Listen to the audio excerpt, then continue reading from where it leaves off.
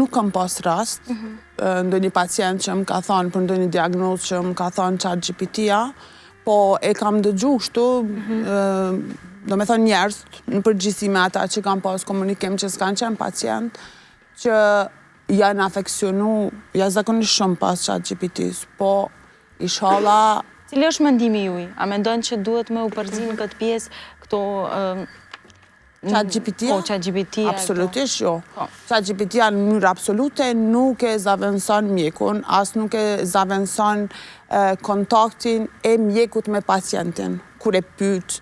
Sepse ti, për shembull, kur e pyet pacientin për ankesat që i ka, se kur ai tregon, është shumë i rëndësishëm kontakti me sy, mënyra e reagimit, qysh ai reagon kur e prek një pjesë ose kur kollitet, a ka dhimbje, as ka, absolutisht këtë nuk e zaventëson. Nuk është e rekomandueshme nga ju. Absolutisht jo.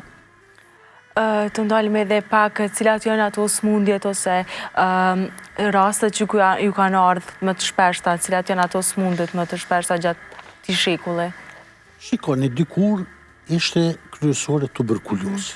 Pastaj janë smundjet kronike obstruktive mushkërore, që bajnë pjesë bronhiti, bronhektazit, bronhiti i shkallës parë, ose i thjeshti, ajo obstruktivi, astma bronkiale, e tjera, e tjera.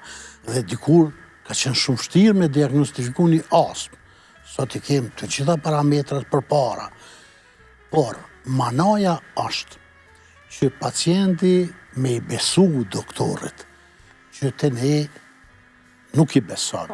Ne në mjekësi tash kem protokole, kem algoritëm, me shku fush Kosovë, Shkup, shkon për 60 minuta.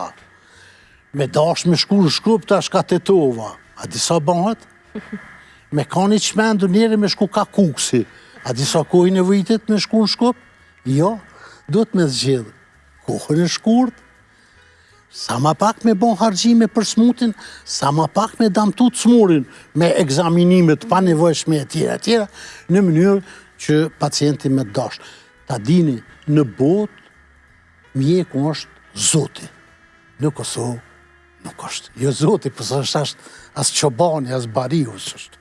Jo është fatkeqësi. Po, fatkeqësi. Dhe veçanërisht tash, kur populata është varfruar në mas të madhe, egzaminimet në shërbimet publike bahën me radhë atje, dhe pacienti s'munët me i realizu, duhet me shku privat.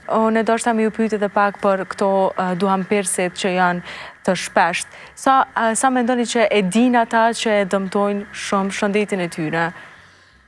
Duhani është e keqja më e madhe e njerëzve.